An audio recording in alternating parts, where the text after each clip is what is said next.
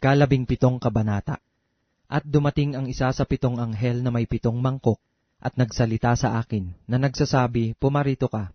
Ipakikita ko sa iyo ang hatol sa bantog na patutot, na nakaupo sa maraming tubig, na siyang pinakiapiran ng mga hari sa lupa at ang mga nananahan sa lupa, ay nalasing sa alak ng kanyang pakikiapid. At ako'y kanyang dinalang nasa espiritu sa isang ilang, at nakita ko ang isang babae na nakasakay sa isang hayop na pula, na puno ng mga pangalang pamumusong, na may 7 ulo at 10 sungay. At nararamtan ang babae ng kulay ube at ng pula, at nahihiyasan ng ginto at ng mga mahahalagang bato at mga perlas. Nasa kanyang kamay ay may isang sarong ginto na puno ng mga kasuklam-suklam at ng mga bagay na marurumi ng kanyang pakikiapid. At sa kanyang noo ay nakasulat ang isang pangalan, Hiwaga, Dakilang Babilonya, ina ng mga patutot at ng mga kasuklam-suklam sa lupa. At nakita ko ang babae na lasing sa dugo ng mga banal, at sa dugo ng mga martir ni Jesus. At nang aking makita siya, ay nanggilalas ako ng malaking panggigilalas. At sinabi sa akin ng anghel, bakit ka nanggigilalas? Sasabihin ko sa iyo ang hiwaga ng babae, at ng hayop na sinasakyan niya, na may 7 ulo at 10 sungay.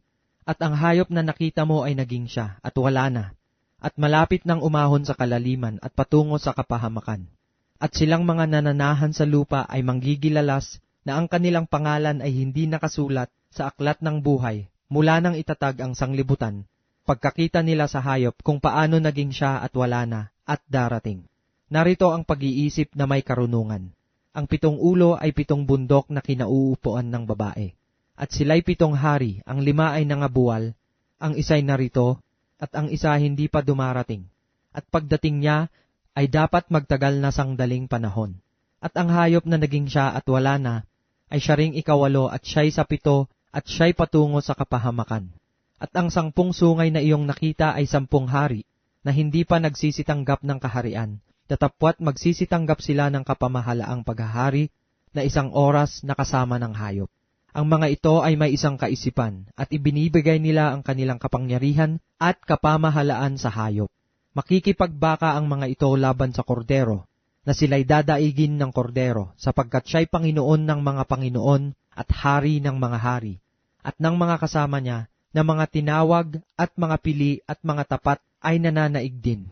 At sinabi niya sa akin, ang tubig na iyong nakita, na kinauupuan ng patutot, ay mga bayan, at mga karamihan, at mga bansa at mga wika.